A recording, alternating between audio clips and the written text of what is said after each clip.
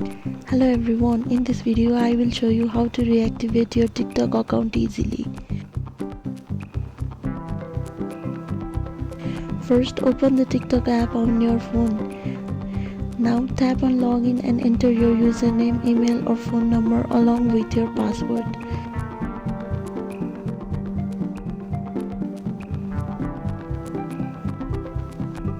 After entering your details, tap on the login button.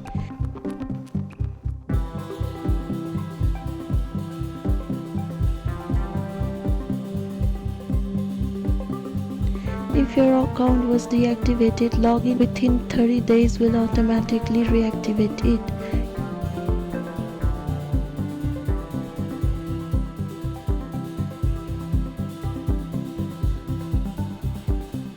Your profile, videos and followers will be restored once your account is active again. And that's it, your TikTok account is now reactivated. Thank you for watching. Follow for more tech tips.